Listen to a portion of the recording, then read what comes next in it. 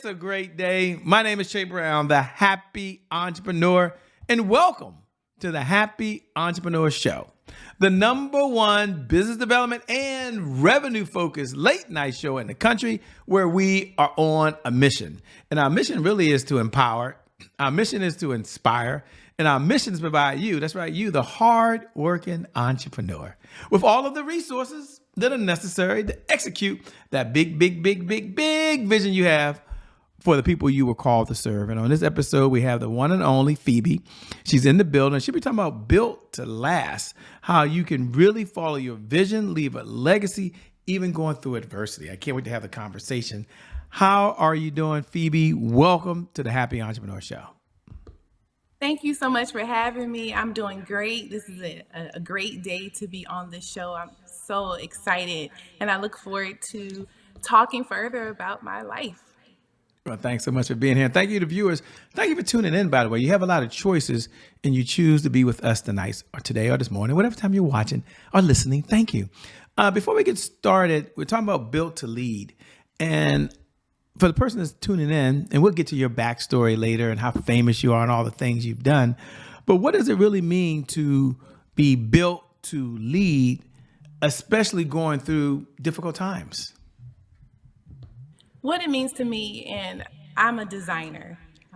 By trade, I'm an architecture engineer, so I do a lot of development. So when I think of built to lead is you take shattered pieces, whether it's scattered pieces from life's trauma, scattered pieces from adversities that's come against you, or just trying to figure life out. You have to follow the process. And what that looks like is making sure you follow every step. And remember that life is 10% of what happens to you and 90% of how you react to it. What are you doing with the 90%? Don't worry about the 10. Those are small things. What are you doing with the 90%? That's how you build to lead. When you are facing with challenges, you overcome them regardless of what comes at you. I'm going to ask in a minute, great opening, by the way. I'm going to ask in a minute, how can someone turn vision into real impact? But first, vision means different things, different people. So when you think of a vision for yourself or a vision for your life, what does vision mean? What would be your definition so we can all be on the same page? Vision means what is it that's inside of you that is so loud that if you don't address it, it will make you literally stumble. That's what vision means to me. That means it is burning inside of you. That's your passion. That's your call. That's what God placed inside of you to move forward. And so it also allows you to be seen when you're not even trying to be seen. So vision is making sure that you're orchestrating your life with your God-given purpose. And so vision can look like a lot of things. And that's what it means to me. Following the path that God puts inside of you. And how does mindset play into the vision that you have? Some people have these big visions, but their mindset might not be where it is. And if you tune in right now, don't worry, in a moment, I'm going to ask her to tell her story in just a second. But I'm curious on how mindset plays a part in vision. It goes back to what I was saying before. Life is 10% of what happens to you and 90% of how you react to it. How are you going to shift your mindset? God gave us the bittersweet thing called choice. We can either sit and waddle in the mess or move forward and transform our lives. What are you doing with the 90%? So you have to transform your mind every single day. And that's what it takes. Having a positive mindset, not looking at things as an issue, but how can I find the solution? What is the solution for it? And that's what I consider shifting mindset on a daily basis, especially with all the things that I've been through. It's all about shifting my mind and finding the good in everything that comes about, because you're alive to tell the story and live through the experience. Live through the experience of someone that's listening saying, Shay, I like what I'm hearing. I mean, she's coming out very clear. I get it. But I didn't Google her, Shay. I know she's famous. I didn't read her bio, Shay. I know that's there. Someone else is in the kitchen cooking right now saying, yes, she's speaking my language. But we're going to slow down, if you don't mind, for a moment, because no matter how famous you are, somebody's meeting you for the first time. Take a moment, if you would, and tell a little about who are you and what's your backstory, your backstory that really led you to doing what you're doing now. Yes, so if you ever had to rebuild your life, while still showing up for everyone else. This is the conversation for you, and this is my testimony, if I may. I'm Phebe D. Fuqua, CEO, President, and founder of Elite Eagle Developments, where we help bring vision to life through business development, strategic planning, and community redevelopment across the United States and internationally. I'm also the author of The Process, and this is a memoir of my life where I faced health challenges, trauma, and just having to restructure my life. I'm also the author of a business strategy journal where there are tools that I've designed to help people not only understand their journey, but execute the vision that God placed inside of you. And through my nonprofit and community initiatives, I focus on empowering people and revitalizing communities from the inside out. But what makes my work different is just this. I rebuild my own life while fighting cancer, breast cancer to be exact, HER2, and living with the diagnosis of multiple sclerosis, which is the worst kind to have. I have the reoccurring remitting multiple sclerosis. So I don't just talk about transformation, I have lived it and yet living it today. So because success isn't about what you build, it's about who you become in the process. As a designer, and one who transformed communities. Like I said, the most beautiful masterpieces are from shattered pieces. And I have made beautiful communities, but also help others transform their lives. And what do you enjoy most about helping others transform their lives? I can hear the passion coming out. I can hear it coming out from deep inside you. What do you enjoy most by helping other people get what they want out of life? I enjoy because the light bulb goes off in their eye and they're like, ah, I can do that. Because so often people feel like they can't. And I tell people, stop making yourself a bite sized version for other people to digest. Hold your head up, hold your shoulders back, and let them nibble at what they can tolerate because God placed big vision inside of us. And that's how I live and that's how I focus. So when I pull the vision out, I want to see people soar like an eagle because they are capable of doing exceedingly abundantly above all they can ask or even think. That's what I love to see, the twinkle in the eyes and the excitement, knowing that they're capable of doing it. And you've had some serious health challenges. Talk about how you was able to lead, even going through all those challenges. Oof. Mindset. I was in the height of my career and I was hit with multiple sclerosis. I was talking to staff and I was wondering why they were looking at me so strange. Why are what? They kept asking me what? I'm like, you can't understand what I'm saying. And I fell to the ground and I became overwhelmed with I couldn't move. And so running all kind of tests and I realized that, okay, they said, oh, ma'am, you have multiple sclerosis. That was 1 year. Then the following year, breast cancer. I'm like, God, why? What in the world? What happened? Why me at that moment? But I had to shift my mindset and understand why not me? Because what could have been different? I could have been hit by a car and died, or I could live in the opportunity to witness to others and let them know you are capable no matter what happens to you. I couldn't function. I couldn't walk, talk, do any. I had to learn how to do all of that over again. And you saw me recently at the Miss Florida Corporate America competition. I just started walking again last year and talking. So that's all of that transformation had to happen because of mindset. And when you was at your lowest point and struggling just to walk, where did the courage and strength come from? And we'll get back, ladies and gentlemen, to build to lead. But Yeah. but I'm just curious, where did that energy come from? That fortitude, that mindset to dig down deeper. What were you thinking at your lowest moments? I said, I can't die. I have three little people looking after me, waiting for me to come home. I have three children. They're currently at the age of 13, 14, 15. And they would come to the hospital looking like, man. And the doctors told me that this is it. We can't figure out how to heal you. Um, I had even hospice come in and talk to me. I was like, oh no. I refuse.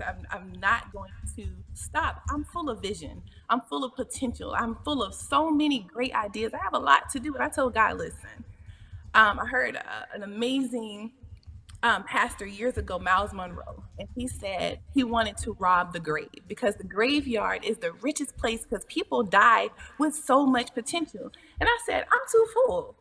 I'm going to rob the grave.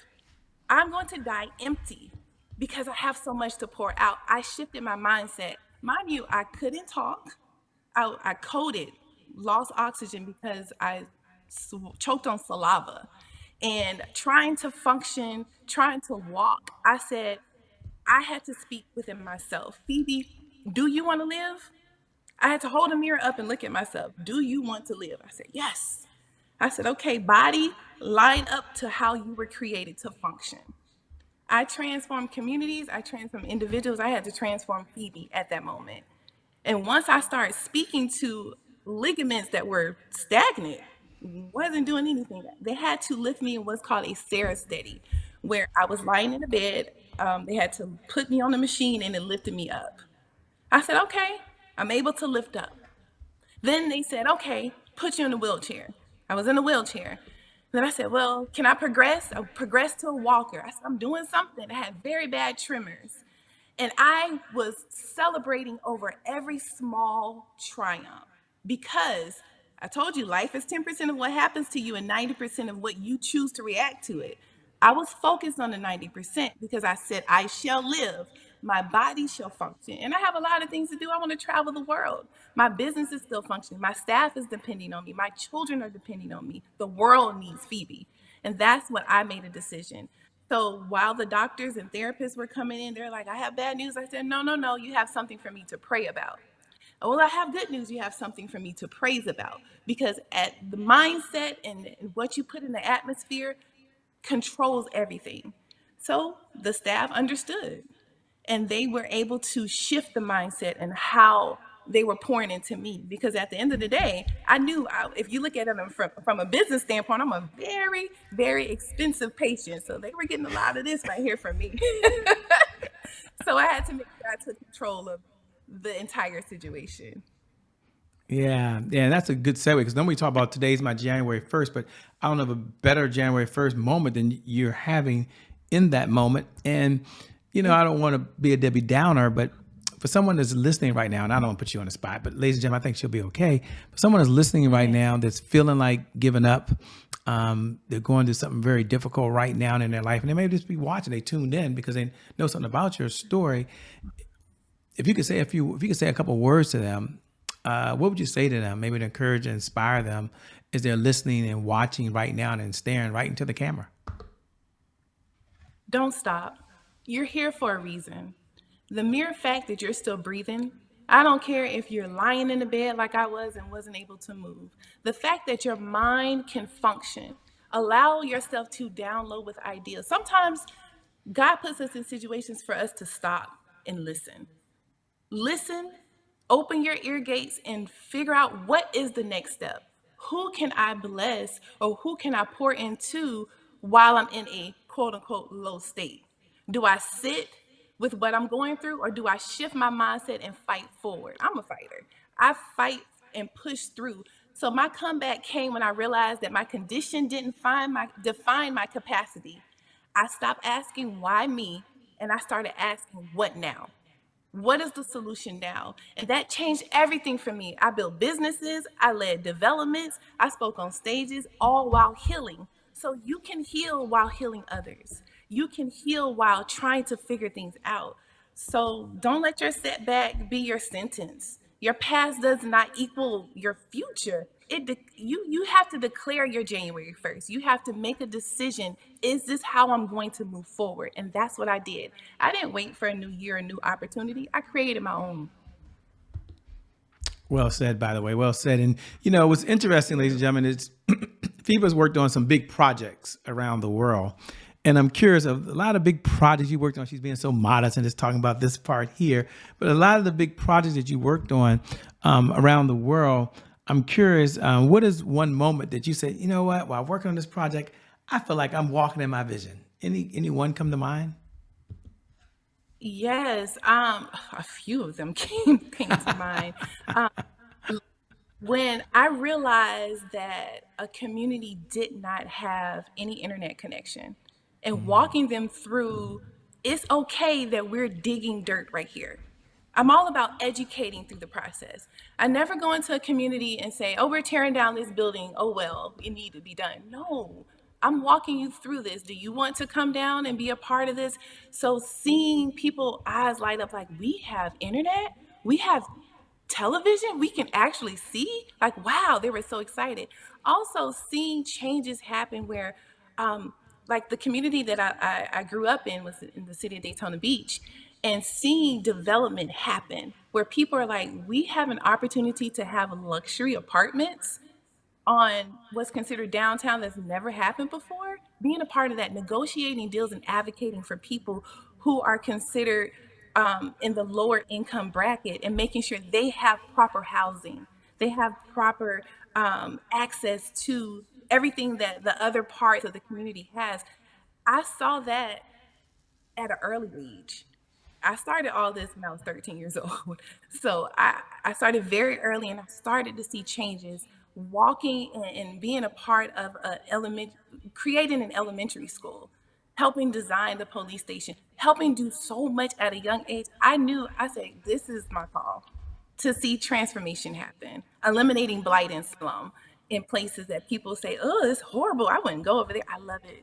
I get so excited when I see it because I see vision beyond chaos. And that's just like people. People look at, some individuals as undesirables. No, what's inside there? They just need a little brushing off. They need some refining in order to be the beautiful masterpiece that lives inside of them. So there's several moments. I can't specify just one, but seeing the community respond with a thank you, you actually cared. That mattered for me. Yeah, service seems to be at the top of your agenda of what you do, and you're making a huge impact. For others, what is one thing they could do maybe to start serving at a higher level? They say, whoa, Shay, she's got 3 kids. She was going through this, a lot going on. And one of my questions I love to ask is, you know, how do you find time to do all of this and take care of yourself? And I'll frame it for the audience so they're clear. Someone's watching right now and they're wondering, well, Shay, let her know that I work a 9 to 5 job. And I'm a 9 to 5 millionaire. I'm a dualpreneur. Shay, let her know that I have a husband or a significant other, and I'm working through that. I got a relationship. Someone else saying, Shay, let her know I got that and this, and I got kids too, and my kids have a schedule. Someone else is saying, Shay, let her know I'm a caregiver just like you. I've got Yes. responsibilities. Or maybe they're watching and saying, I got all that and then some, Shay. I'm involved in the community. So I get back to the question, which is, how is she able to do all this stuff, Shay, and still find time for herself without feeling guilty? What would you say? Ah, first of all, I grew up in a household where I watched my parents wear dual hats. They taught me at a very young age how to take hats off, properly take hats off and put hats on, and open your mouth and say, I'm taking this hat off and I'm putting this hat on. My parents are extremely organized, so I grew up with systems in place. I'm a systems person and I communicate. So, yes, I have 3 children. I was married before to their father, and I did everything the same way. Communication is the lifeline to any relationship. You have to communicate. I communicate with my children, I communicate with my staff. So, yes, I wear multiple hats, here, there, everywhere. I'm also the worship leader at church. I do it all for the most part. But you know what? I have systems, I'm organized, and I take time for myself. I let my children know I need a moment to download and unwind, and they respect that. The same thing with them, if they say, Mommy, it's been a long day, I need a moment. We have to respect boundaries and set boundaries up so we can be effective and be the best person and show up for people. I can't effectively show up if I don't create a foundation of being organized. And so that's what it is. And also, you are not an island. You can't do everything by yourself. I have an amazing team, an amazing family. My children are amazing. They support me as well. I support them. And it's all about communication. Like I said, communication is the lifeline to every relationship. So you have to make sure you're there and find other people who can offset what you do. Yes, I'm skilled in a lot of areas, but I don't do everything by myself. Oh no. I told you I don't I want to die empty, not full. So I want to make sure I'm maximizing my time. So to the audience, find your network, find your garden. We are all given a garden, and there's a lot of different resources that are inside of our garden. Utilize them, verbalize what you need, make it known, and then don't feel guilty. I used to feel so guilty, like, oh man, I have to, do this and that. I want to please everybody. I learned that no is a complete sentence. It is. I can't do it. And it's And, okay not to feel guilty. So and I that's love it. where. Mhm. No, go ahead. I didn't mean to cut you off. Go ahead. No, I said, that's what I want to let everybody know, that they are capable of doing it. Once you organize yourself, make sure you follow the process, and you can do anything you put your mind to.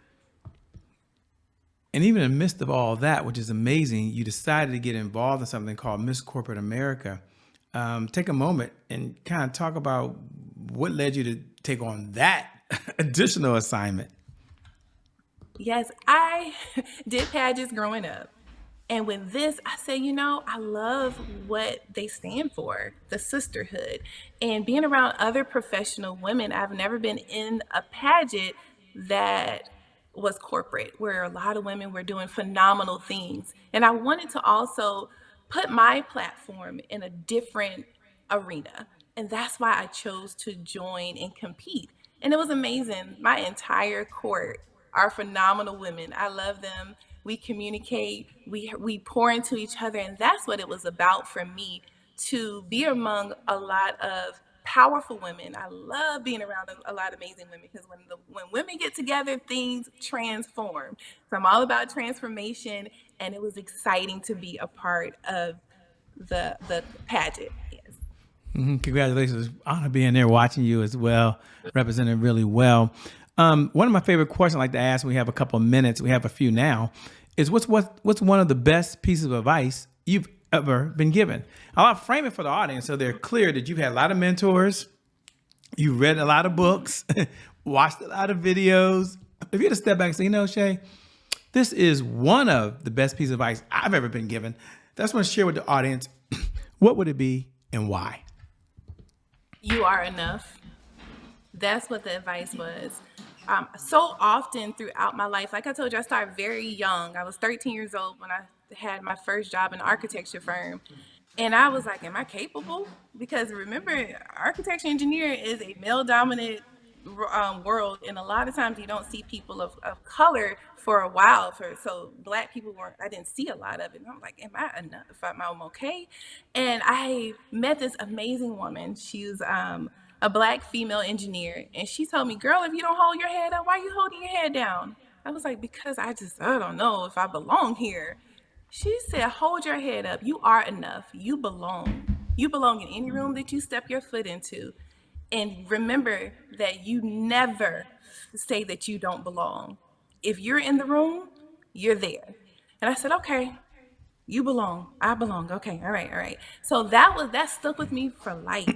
I said, I belong in any room. And I'm also enough, because even though I might feel overwhelmed with large projects where I'm like, me? They accepted my proposal? Whoa. I am I am enough. That's what I always tell myself. And now it becomes second nature. I love it. I am enough.